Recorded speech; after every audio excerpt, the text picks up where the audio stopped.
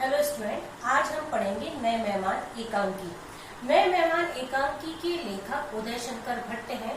उदय शंकर भट्ट ने अपनी इस एकांकी नए मेहमान में जो महानगर है, महानगर में जो मध्यम वर्गीय परिवार होते हैं उनके लिए जो आवास समस्या है, उस समस्या को इस एकांकी के माध्यम से बताया है। एकांकी के जो पात्र हैं इस प्रकार हैं कि विश्वनाथ एकांकी का मुख्य पात्र है, रेवती विश्वनाथ की पत्नी है, नन्हेमल और बाबूलाल यहाँ पर दो मेहमान का जिक्र किया गया है, प्रमोद, किरण, उषा विश्वनाथ और रेवती के बच्चे हैं, आगंतुक रेवती का भाई है और पड़ोसी का यहाँ पर जिक्र भी हुआ है। तो एकांकी की शुरुआत इस प्रकार से है कि महानगर है, महानगर के एक छोटे से घर में मध्यम वर्गीय परिवार रहता है जिनका मुखिया है विश्वनाथ, उसकी पत्नी है रेवती। दोनों में संवाद चल रहा है। अत्यधिक गर्मी के दिन है, रात का मौसम है, रात के 8 बजे का समय है, बहुत ज्यादा गर्मी पड़ रही है। दोनों आपस में बातचीत करते हैं। रेवती कहती है कि भगवान इस गर्मी से कब छुटकारा मिलेगा, न जाने कब तक इस जेल में सड़ना पड़ेगा। तो विश्वनाथ कहता है कि मैं बहुत दिनों से मकान ढूंढ रहा हूँ, लेकिन शहर में अच्छे मकान मिल ही नहीं रहे हैं। तो कहती है कि वो जब कहता है कि जो उषा नाम की लड़की वो सो रही होती है कि जो बच्चा है वो गर्मी में बार बार उठ बैठता है, तो वो पंखा झलने लगती है कि और उसको पानी पिलाती है। तो कहती है कि बच्चे की तबीयत भी गर्मी के कारण खराब हो रही है, तो बोलता है कि तुम उसे लेकर छत पर सो जाओ और मैं आंगन में सो जाऊंगा। तो दोनों आपस में बहस करने लगते हैं। रेवती कहती है कि नहीं, तुम छत पर बच्चे को लेकर सो, मैं आंगन में सो जाऊंगी, क्योंकि तुम्हें दूसरे दिन दफ्तर जाना होता है, मुझे क्या है, मैं घर में पड़ी रहूंगी। तो वो कहता है कि तुम्हारे भी महीना भर से सिर में दर्द हो रहा है और यदि तुम ऊपर खुली हवा में सोगी तुम्हारा सिर का दर्द ठीक हो जाएगा, मैं नीचे किसी तरह रात गुजारूंगा। लेकिन वो फिर कहने लगती है कि मैं छत पर नहीं सोऊंगी। तो कहता है कि बच्चों को हम छत पे सुला रहे हैं, तो वो उसके लिए मना कर देती है, क्योंकि उसे पड़ोसी जो लोग हैं, पड़ोसी स्त्री है, उस पर शक होता है। इसलिए कहती है कि मैं बच्चों को अकेले छत पर नहीं सुलाऊंगी। वो अलग तरह प्रकार के तर्क देती है। कहती है कि वो जो पड़ोस की स्त्री वो आए दिन चिल्लाती रहती है, अपनी जगह पे खाट बिछाने नहीं देती। तो कहती है कि 50 रुपए महीने पर उन्होंने जगह ली है, इसलिए अपनी खाट बिछाने नहीं देते। इस तरह दोनों का आपस में संवाद चल रहा है। गर्मी से परेशान है। वो कहते हैं इतनी गर्मी है, तो रेवती कहती है क्यों ना हम कुछ दिनों के लिए बाहर घूमाएं। तो वो कहता है कि बाहर घूमने के लिए बहुत पैसा लगता है, इसलिए हम बाहर घूमने नहीं जा सकते। तो वो कहती है सामने लड़की को टाइफाइड हो गया है, वापस उसका टाइफाइड आ गया है, हमारी लड़की भी कई समय से बीमार रहती है, क्यों ना हम बाहर चले जाए। फिर कहता है, तब विश्वनाथ कहता है कि बाहर के लिए बहुत पैसे की आवश्यकता होती है, इस गर्मी में हम वैसे ही परेशान है, कहीं समय घर मेहमान और आ जाएगा तो क्या हाल होगा। तो कहती है बस इस मुसीबत से कोई हमें बचाए। इतने में दरवाजा खटखट की आवाज होती है। विश्वनाथ जब दरवाजा खोलता है तो उसके साथ दो लोग और चले आते हैं। विश्वनाथ अभी उन्हें पहचानता ही नहीं है, उनसे सही से परिचय नहीं जान पाता, लेकिन वो विश्वनाथ के साथ साथ चले आते हैं। जबरदस्ती, एक कहते हैं जबरदस्त जो मेहमान की तरह होते हैं उसकी तरह वो घर में घुसे चले आते हैं और आपस में ही बातचीत शुरू कर देते हैं। कहते हैं बहुत गर्मी है महानगर में। विश्वनाथ के साथ ही नन्हेमल और बाबूलाल का आगमन हो जाता है। वे दोनों उनकी कोई विश्वनाथ के पीछे पीछे चले जाते हैं और जबरदस्ती के साथ उनके घर में घुसने लगते हैं। तब विश्वनाथ उनसे परिचय जानने के लिए बात करता है, लेकिन दोनों जो चाचा भतीजे आपस में बात करने लगते हैं और कहते हैं बहुत गर्मी है, महानगर के लोग इतनी गर्मी में कैसे रहते होंगे। तो कहते हैं, तब वो बच्चों की तरफ इशारा करके बोलते हैं कि भैया थोड़ा ठंडा पानी पिला दो। तब विश्वनाथ कहते हैं जाओ जाके कहीं से बर्फ का इंतजाम करो उनके लिए ठंडा पानी के लिए। कहते हैं मैं तो 3-4 लोटे पी लूंगा। तो इतना ही वो बाबूलाल बोलता है मैं भी बहुत पानी पी लूंगा, या तो बहुत ज्यादा गर्मी है। उसके बाद कहते हैं कि विश्वनाथ से बोलते हैं कि आपके नहाने का इंतजाम तो होगा।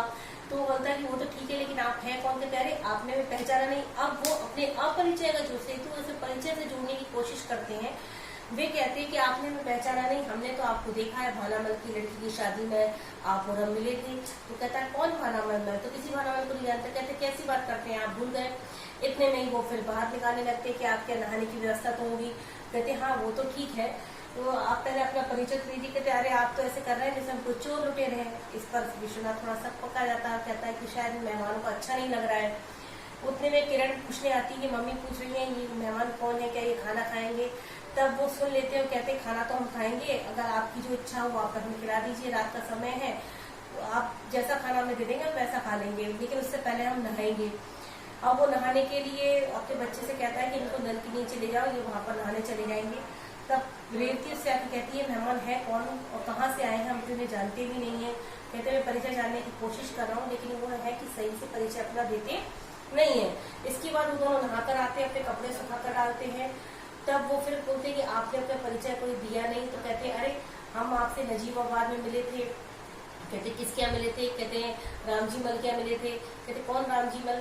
कहते नजीबाबाद में आप गए थे। कहते मैं फिर वो बोलते हैं कि हम वहां पर मिले थे। कहते मैं एक बार वहां गया था हूँ, लेकिन मैं 20 साल पहले वहां पर गया था। आप जिसके यहाँ से आए थे कोई चिट्ठी विट्ठी दी होगी, कोई पता बताया होगा। तब वो कहता है कि चिट्ठी वगैरह दी होगी, कोई पता बताया होगा। तो कहते हैं कि हाँ बताया तो था, लेकिन मुझे ठीक ठीक नाम याद नहीं है। तब बाबूलाल नल्लेमल से पूछता है कि क्या नाम बताया था भाई? उनका कहता है मैं तो बाहर गया हुआ था, आपने नाम सुना था। तो कहते हैं कि कोई कविराज नाम बताया था। तो विश्वनाथ बोलता है मैं तो कविराज हूँ नहीं, आप किसके आए हैं? कहते फिर वो थोड़ा सा याद करने की कोशिश करते हैं कि शायद कोई वैद्य जी है, वैद्यराज है। तब वो कहते हैं कि मैं तो वैद्यराज भी नहीं हूँ। आप फिर जो विश्वनाथ है क्रोधित हो जाता है। वो बोलता है कि मैं ना तो कविराज हूँ, ना ही मैं वैद्यराज हूँ, आप सीधे सीधे बताइए आप किसके आए हैं। तब वो याद रख करके बताते हैं, उन्हें अचानक याद आ जाता है। वो बोलते हैं कि हाँ हम कविराज, जो वैद्यराज कवि है उनके यहाँ आए हैं। कहते ना तो मैं कविराज हूँ, ना ही मैं वैद्यराज हूँ। तो आप कृष्ण, तो उनका लड़का बोलता है प्रमोद कि जो पीछे की कृष्ण गली है वहां पर कोई वैद्यराज है जो कवि भी है, शायद ये उन्हीं के आए हैं। तो कहते हैं हाँ हाँ उन्हीं के आए हैं। तब वो अपने लड़के के साथ उनको वहां पर पहुंचाते हैं। इस तरह दोनों पति पत्नी चैन की सांस लेते हैं, क्योंकि बिन बुलाए जो मेहमान है, जो उन्हें पसंद नहीं है, वो आ जाने पर दोनों को ही क्या होती है, असुविधा होती है। इसके बाद एक दृश्य आता है जहाँ पर रेवती का भाई, जिसे आगंतुक नाम से संबोधित किया गया है, वो आता है। अभी जब पहले मेहमान आए थे तब रात्रि का प्रथम पहर था, रात्रि के 8 बजे थे। अब रात्रि का अंतिम दूसरा पहर चल रहा है। उस समय रेवती का भाई आता है। तो अपने भाई को देखकर वो खुशी खिल जाती है और कहती है, तब भाई बोलता है क्या तुम्हें मेरा कार नहीं मिला? मैंने कल ही भेजा था। कहते नहीं हमें कोई कारवार नहीं मिला। कहते तुम्हारे पता नहीं किस तरह की गलियां ढूंढते ढूंढते भटक गया, सोच रहा था किसी धर्मशाला में ठहर जाऊं, किसी लॉज में ठहर जाऊं। तब रेवती कहती है घर का मकान होते हुए आप धर्मशाला और लॉज में क्यों ठहरेंगे? फिर वो कहता है कि बहुत गर्मी है यहाँ पर। तो कहती है आप जल्दी से जाके नहा लो, मैं आपके लिए भोजन पकाती हूँ। और बच्चे से कहती है कि मामा जी को ठंडा पानी पिलाओ, देखो बर्फ ले आओ, और अगर हलवाई की दुकान खुली हो तो। यहाँ तक के बाद लोग चिन्ह हो गया, हलवाई की दुकान खुली हो तो यानी वो अपने भाई के लिए मिठाई मंगवाने के लिए भेजती है। तब विश्वनाथ उससे पूछता है कि अब खाना बनाओगी तुम? तो कहती है तो भैया भूखे थोड़ी ना सोएंगी। यानी जो पहले मेहमान आए थे उस समय उस मेहमानों के लिए खाना बनाते समय रेवती के सिर में दर्द होता है, वहीं जब उसका अपना भाई आ जाता है तो उसके सिर का दर्द कैसा ठीक हो जाता है। तो यहाँ पर रेवती का अपने मेहमान और पराये मेहमान के प्रति भेदभाव है वो भी बताया गया है कि जब उसका अपना सगा भाई आ जाता है तो सारे दर्द भूल जाती है और उसको रात के 12 बजे भी उनके लिए भोजन बनाने के लिए बैठ जाती है। और जबकि जो अपरिचित मेहमान आते हैं उनके लिए वो खाना बनाने की तैयारी होती है। वो कहती है इस समय तो मेरा सर दर्द के मारे फटा जा रहा है। तो ये जो नए मेहमान एकांकी है, इस नए मेहमान एकांकी में उदय शंकर भट्ट ने जो आवास समस्या मध्यम वर्गीय परिवार की जो छोटे छोटे घरों में रहते हैं उन समस्या को उजागर किया है। और ऐसे में कोई मेहमान आ जाता है तो उनके रहने का जो प्रबंध है वो भी करना मुश्किल हो जाता है। यही बात इस एकांकी में बताई गई है।